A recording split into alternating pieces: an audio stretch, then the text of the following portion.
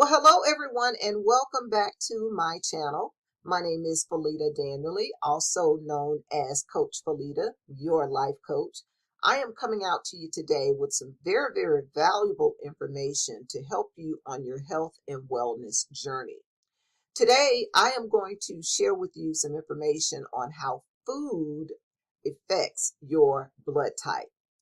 You know, many years ago, I found out about the blood type diet. Probably about 30 years ago, I found out about the blood type diet. However, I did not follow the diet. I actually bought the book and read through the book, but I did not follow the diet because I failed to find out what my blood type was.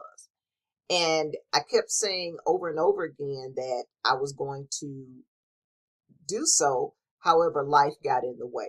And of course, I was diagnosed with breast cancer.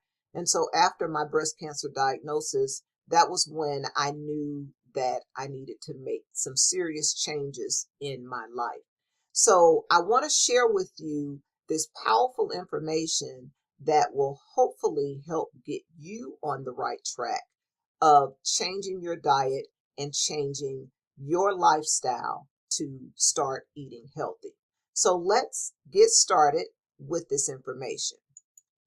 So first of all, I want to tell you a little bit about Dr. Diodo. He is the physician who actually wrote the blood type diet. I'm going to also share with you some of the benefits of the blood type diet. Also, the connection between your diet and your blood type. And then we're going to also talk about a little bit about the standard American diet. And then I'm going to share with you the 4 blood types and what foods are actually beneficial for you and what foods you need to avoid. And then at the end, I am going to share with you my story and why I solely believe in this blood type diet. And then I'm going to have some references for you as well. So just an introduction.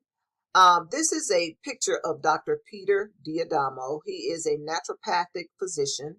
He's an author, professor of clinical sciences at the University of Bridgeport, Connecticut. In 1996, he wrote the New York Times bestseller book, Eat Right for Your Type. And this is actually the book that I bought over 30 years ago. And this bestseller, it was followed by a series of books on the connections between blood type and many of our nation's most serious health problems, including diabetes, cancer, and also heart disease. Now, when you look at this, you actually see a blood cell. Your blood type is the key that unlocks the door to the mysteries of health, disease, longevity, physical vitality, and emotional strength. This is a quote from Dr. Peter Diodo. Now, what are the benefits of following the blood type diet? Well, number one, you can stop guessing, and it takes the guesswork out of your diet. You know, many people are following the vegan diets. A lot of people are going vegetarian, but unfortunately, a lot of people don't know this information and they are not aware of this information. Many of the people who are going vegetarian find out over time, after being vegan over time, that they end up with a lot of health issues, a lot of nutritional deficiencies. So it's really important for you to understand what your blood type is so that you will be an empowered consumer and empower yourself with the information that you need that is best for your blood type. Okay, so this actually takes the guesswork out of everything. You can get personalized nutrition that's specific for your body. Another thing is that it's better for your digestion. You're going to find out the benefits will help you tremendously when it comes to your digestion. If you're eating a lot of the wrong foods that's causing a lot of digestion issues, it's going to benefit you tremendously. And you'll also find out in this diet that there are no calorie restrictions. It also will help you lose weight, burn fat, and also speed up your metabolism, and which in turn will actually, you will have more energy once you do that. It also helps to stimulate your immune system, and I'm going to share some information with you on what it did for me. And it will also improve your health and lower your risk of major diseases like heart disease and cancer. So let me share some information with you about lectins and the diet connection. Lectins are basically a chemical reaction that occurs between your blood and the foods that you eat. Now, this reaction is part of your genetic inheritance. Your immune and digestive systems still maintain a favoritism for foods that your blood type ancestors ate. Now, this is because of a factor called lectins. And lectins are an abundant and diverse proteins found in foods which have agglutinating properties that affect your blood. Now, these are foods that are extremely high in lectins. And if you are eating a lot of these foods, you may be experiencing digestive issues. Foods such as chips, pasta, bread, pastries, tortillas, peanuts, beer, cereal, popcorn, oatmeal, corn, beans, and legumes.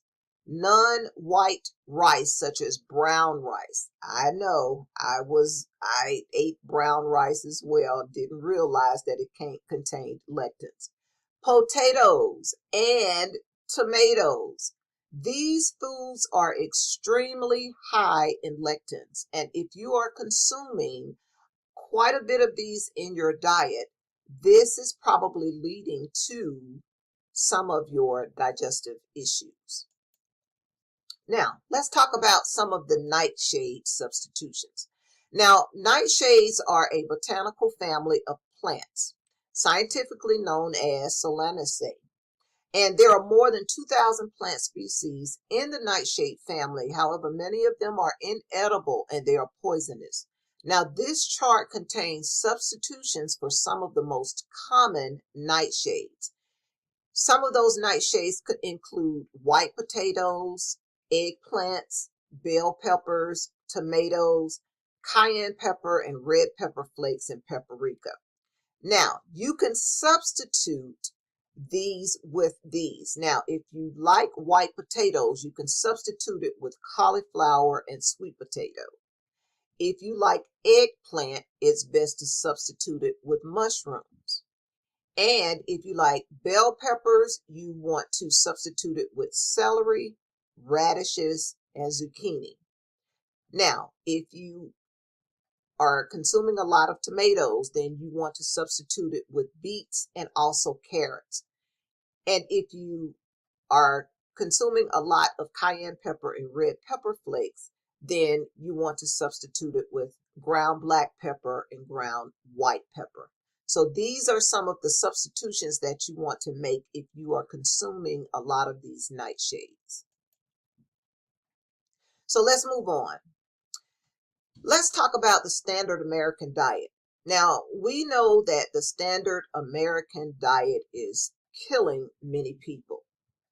Consuming consistent consumption of hamburgers and fries and fast foods and packaged foods, they are wreaking havoc on our health. And it's important that we make some changes and start eating better so that we can live longer. Now, when you look at this chart, it shows you the U.S. food consumption as a percentage of calories. And when you look at this chart, you can see here that most Americans consume 63% of processed foods. Now, that would also include added fats and oils, sugars, and refined grains. Now, when you look at this chart, you can see that The average American consumes 25% of animal foods. Now, that would include meat, dairy, eggs, fish, seafood. And cholesterol is only found in animal foods, and animal foods are the primary source of saturated fat. Now, when you look at this chart, the lowest number on here is plant foods. And of course, we're only consuming, the standard American is only consuming about 12% of plant foods. That would include your foods such as your vegetables, your fruits, your legumes, your nuts and seeds, whole grains. Okay, and we have to understand that fiber is found in plant foods. And a lot of times you hear people who are having serious bowel issues, and most of that is contributed to the diet that we are consuming. So if you're constantly putting processed foods, the wrong foods in your body, then your body is trying to recognize and trying to figure out exactly what is it. And most of the food on the market today is genetically modified anyway. So when you're not consuming your fruits and vegetables and quality animal foods, your body will definitely go through a serious transition. Now, unfortunately, obesity is now a global epidemic. And I remember when I was growing up, you never hardly saw any overweight people. You just hardly ever saw it because we were always out, we were always playing, we got out, we got our exercise. But now when you look at today's world, everybody's on their cell phone. Excuse me. Everybody's on their cell phone. We're Netflix and chilling, which we're constantly eating. And of course, with a lot of the genetically modified foods, this is causing a serious obesity epidemic in our world today. And unfortunately, a lot of people, when they start their journey to lose weight, the first thing they want to do is start with the exercise. But they are consistently working out, but not seeing any results. So, of course, they're crying out because they're not seeing any results. But what most people don't understand is that when it comes to weight loss is contributed to 80% of what you eat. So it's 80% diet and 20% exercise. And most people do that in the reverse. They want to exercise 80% and only want to eat right 20% of the time. But it's important for you, if you really want to lose weight, is to get your nutrition and your diet under control. Get a handle on what you are consuming and what you're putting in your body. Now, again, the benefit of this blood type diet is that you can stop guessing and you can start knowing exactly what foods you should be eating. It takes all of the guesswork out and you are empowered because you know what works best for your body. Now, these are the 4 blood types. We have blood type A, blood type AB, blood type B, and also blood type O. Now, what exactly should you be eating according to your blood type? I'm glad you asked. I'm going to share that with you. Now, if you are a blood type O, which is a universal blood type, you benefit mainly from lean, organic, grass-fed meats, richly oiled, cold water fish, flax and olive oils, onion and garlic, green vegetables such as spinach, kale, and collards, pineapple, spices such as ginger, cayenne pepper, and turmeric, green tea, also berries such as blueberries, cherries, and elderberries. Now, if you're blood type O, you need to avoid wheat and wheat byproducts, corn and corn byproducts, cow's milk, based dairy products, and this can cause mucus buildup in the body. You also need to avoid white potatoes, kiwi, oranges, and tangerines. Processed sugar, that's one that we all have to learn how to eliminate. Coffee, including decaf coffee. Now, if you're blood type A, your beneficials will include soy foods, richly oiled, cold water fish such as salmon and sardines, flax and olive oils, onions, broccoli, spinach, kale, collards, avocado, pineapple, berries such as blueberries, cherries, and elderberries, spices such as ginger and turmeric, and green tea. Blood type A's should avoid red meat, cow's milk, dairy-based foods, corn, cottonseed, and peanut oils, white potatoes, nightshades such as bell peppers, hot peppers, eggplant, and tomatoes, oranges, and also processed sugar.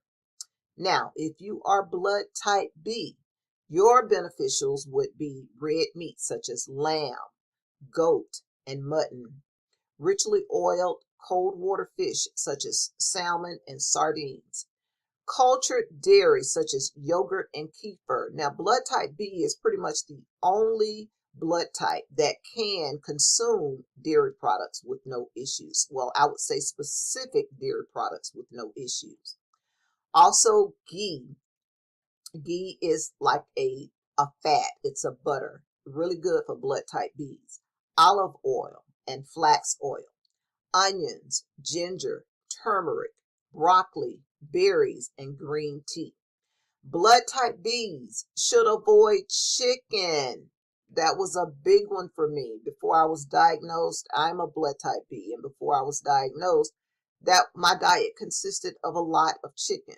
So blood type B should not eat chicken. And the reason why you should not eat chicken as a blood type B is because the muscle of the chicken contains an agglutinating chemical in it that affects B blood type. So that's why you really want to stay away from stay away from chicken as a B blood type. You also want to avoid shellfish, corn, and corn products. You want to also avoid sesame, sunflower seed, and oils. You also want to avoid peanuts and peanut oils. Very important. You also want to avoid lentils and buckwheat and also processed sugar. Now, if you are blood type AB, your beneficials would be soy products, richly oiled, cold water fish such as salmon and sardines, cultured dairy such as yogurt and kefir, flax and olive oils, broccoli and cauliflower and tomatoes, blueberries, cherries, elderberries, and grapes, onions and garlic, lemon, turmeric, green tea.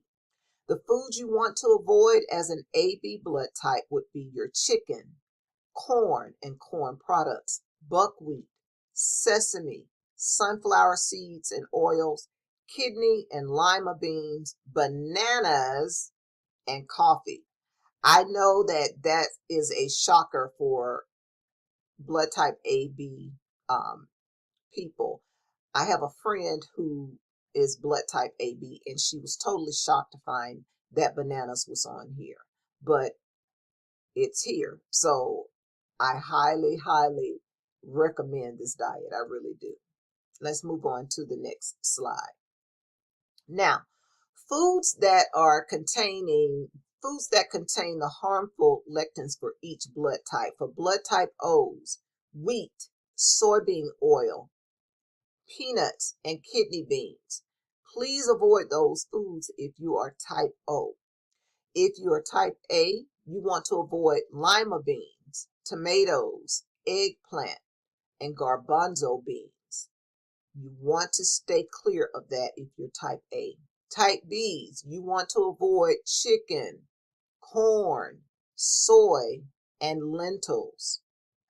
And then, of course, for type AB, the foods you want to avoid would be chicken, corn, bananas, and fava beans. Okay, let's move on to the next slide.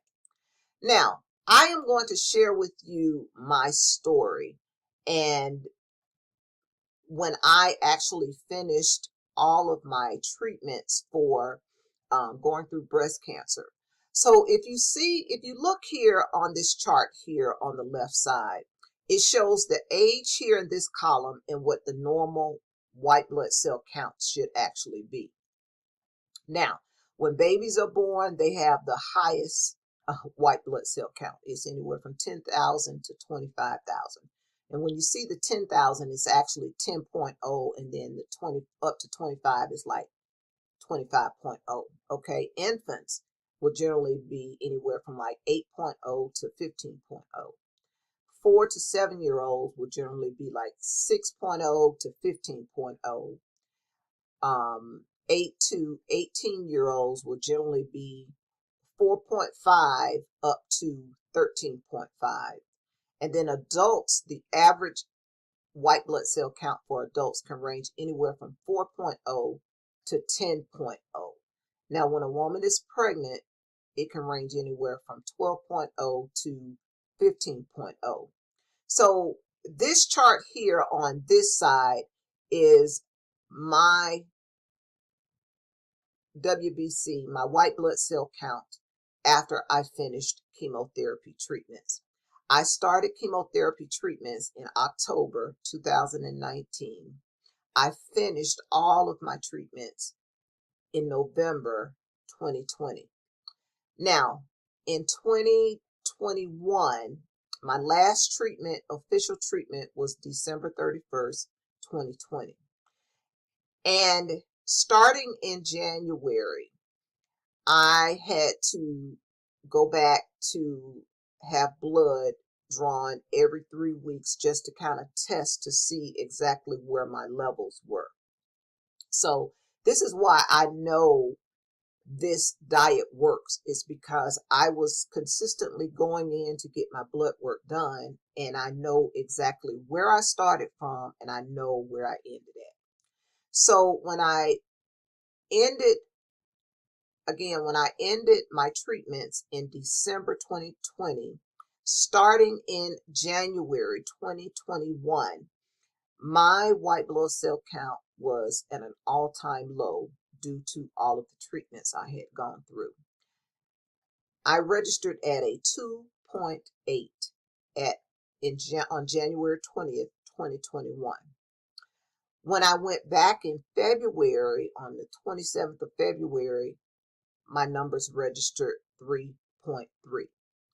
Between the time of February and April was when I had this light bulb moment to try and start on the Eat Right for Your Blood Type, the blood type diet.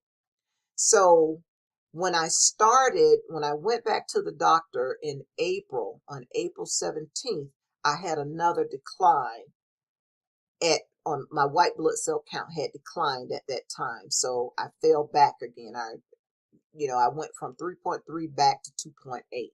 I was really struggling to get my health back on track after all of the treatments that I had gone through. But I decided to try the blood type diet for 3 weeks. I consistently stayed on this diet consistently for 3 weeks. So on May the 12th, when I went back to the doctor, I had an increase.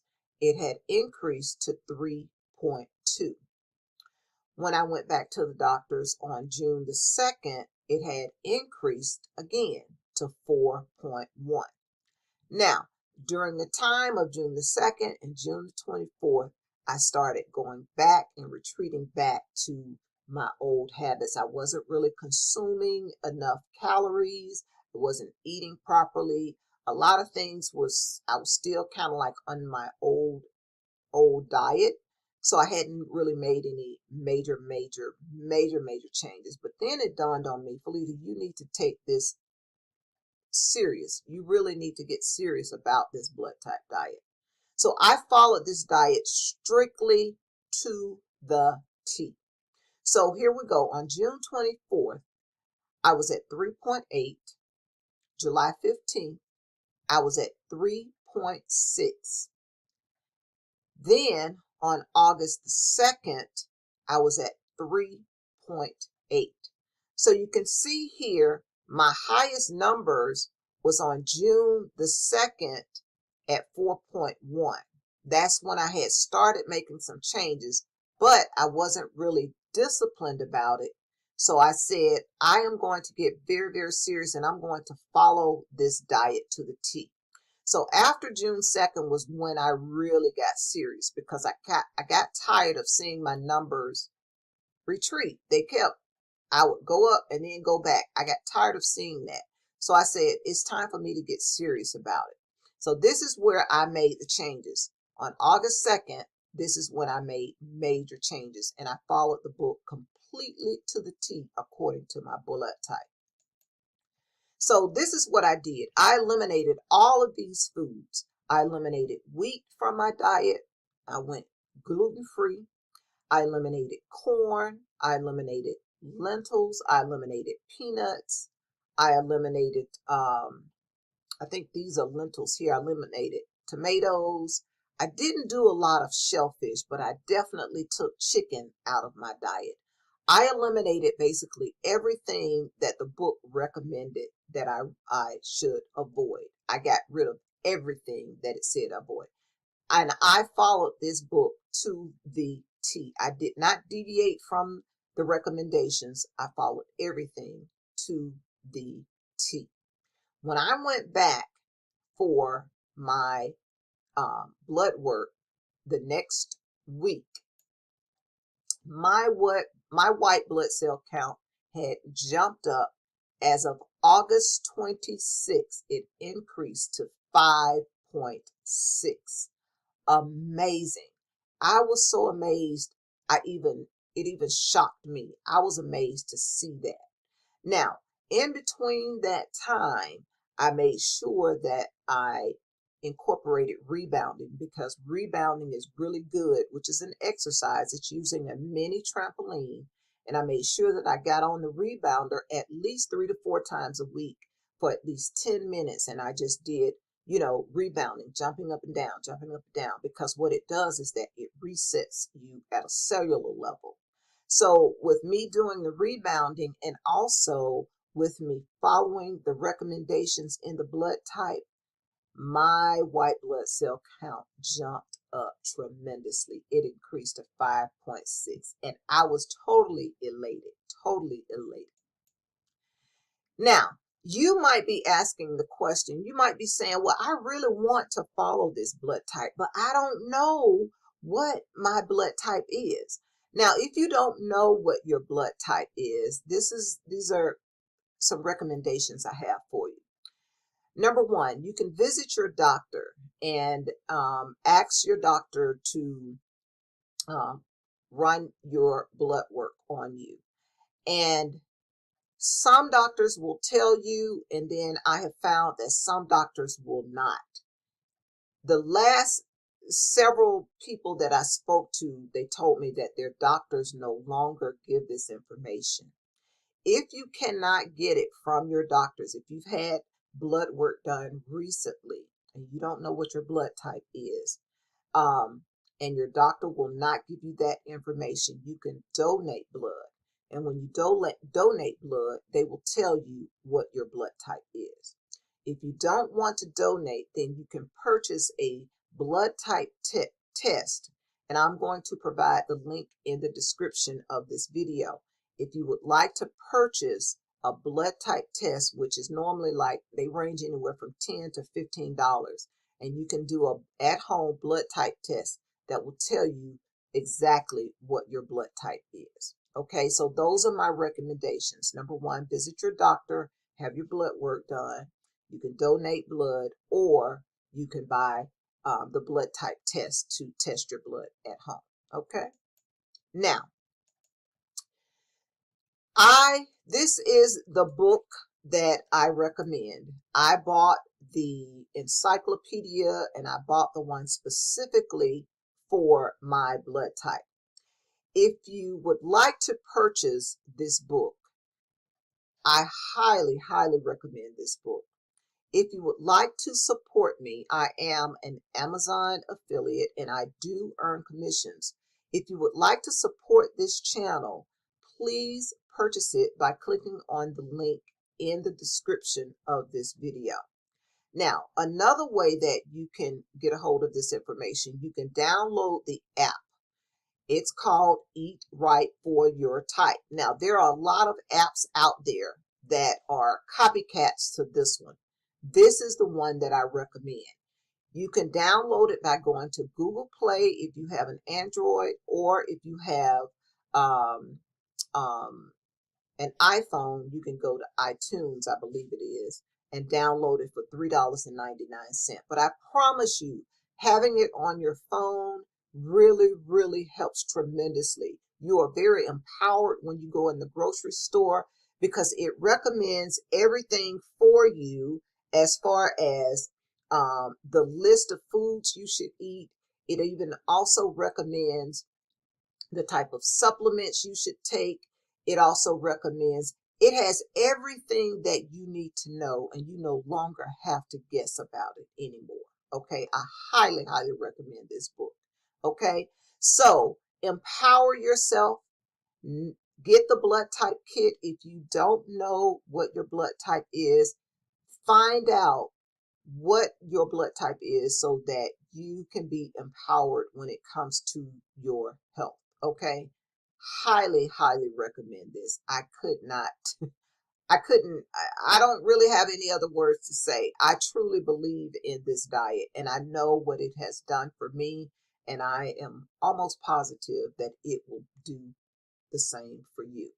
I also want to make a disclaimer. I am not a doctor. I am not a nutritionist.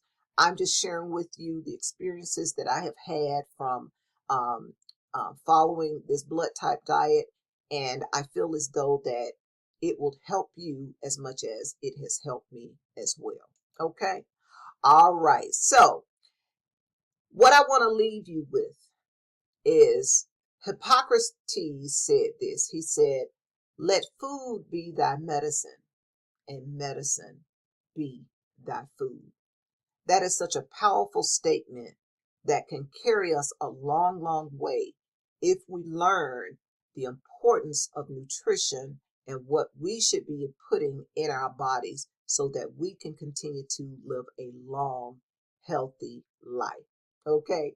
All right. This is going to conclude this video. I want to thank you so much for watching. I know that you could have spent your time elsewhere, but you decided to stay here and watch this information. I hope that you found value in this video. If you found value, please be sure to give me a thumbs up. I would greatly appreciate it. And if you are not already subscribed to the channel, please be sure to click on the subscribe button and turn on the notification bell so that you will be notified when I upload new content. Okay? All right. Thanks again for your time. You take care. You take charge. And until the next video, bye for now.